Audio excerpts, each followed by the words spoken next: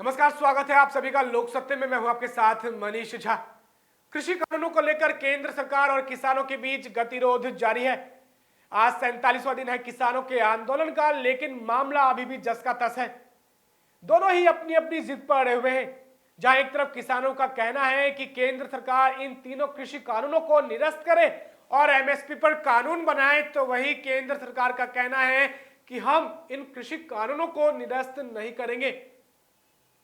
आज कृषि कानूनों को लेकर सुप्रीम कोर्ट में भी सुनवाई हुई, जहां सुप्रीम कोर्ट ने केंद्र सरकार को कड़ी फटकार लगाई है। सुप्रीम कोर्ट ने केंद्र सरकार से कहा है कि आपके और किसानों के बीच कई दौरों की बातचीत हो चुकी है, लेकिन इन सबके बावजूद कृषि कानूनों को लेकर आप किसानों को ठीक प्रकार से समझा नहीं पाए हैं। सुप्रीम कोर्ट ने केंद्र सरकार से कहा है कि आप इस मामले को ठीक प्रकार से हैंडल नहीं कर पाए हैं, जिससे हम बेहद निराश हैं। सुप्रीम कोर्ट ने केंद्र सरकार से कहा है कि फिलहाल इन कृषि कानूनों को होल्ड पर रख दीजिए, यानी इन कृषि कानूनों को देश में लागू मत करिए। सुप्रीम कोर्ट ने केंद्र सरकार से कहा है कि जब तक ये मामला सुलझ नहीं जाता है, तब तक पूरे देश में इन कृषि कानूनों को लागू मत कीजिए, और साथ ही साथ जब तक किसानों की दुविधाएं दूर नहीं हो जाती हैं, तब तक इन कृषि कानूनों को होल्ड पर रख दीजिए। सुप्रीम कोर्ट ने साथ ही साथ केंद्र सरकार से यह भी कहा है कि यदि आप इन कृषि कानूनों को होल्ड पर नहीं रखते हैं, तो फिर हम इन कृषि कानूनों को होल्ड पर रख देंगे। यानी सीधे तौर पर सुप्रीम कोर्ट ने केंद्र सरकार को निर्देश दिया है कि आप जल्द से जल्द इन कृषि कानूनों को लेकर किसानों की जो दुविधाएं, उन दुविधाओं को दूर कीजिए और किसानों के हित के लिए उचित कदम उठाइए। आज कृषि कानूनों को लेकर सुप्रीम कोर्ट में सुनवाई हुई, जहां सुप्रीम कोर्ट ने किसान संगठनों को भी फटकार लगाई है। सुप्रीम कोर्ट ने कहा है कि कृषि कानूनों के खिलाफ जो आप प्रदर्शन कर रहे हैं, इसमें महिलाएं और बुजुर्ग क्यों शामिल हैं।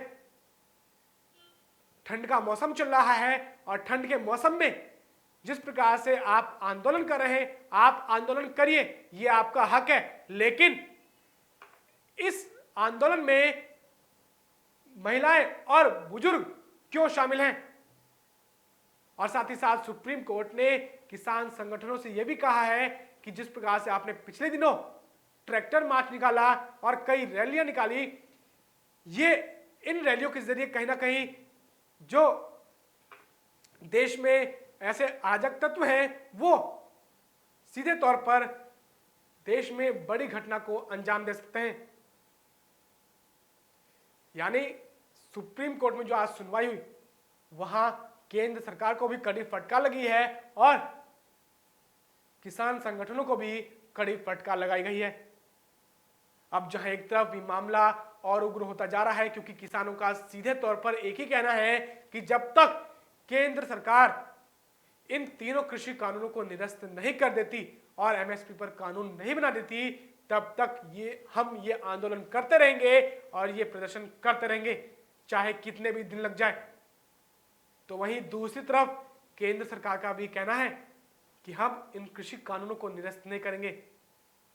केंद्र सरकार साथ साथ ये भी कह रही है कि केंद्र जो किसान जो है, वो अपने जितने भी ऐसे संशोधन या ऐसे जितनी भी मांगे हैं वो लेकर आए, उस पर हम विचार करेंगे, लेकिन हम इन कृषि कानूनों को निरस्त नहीं करेंगे।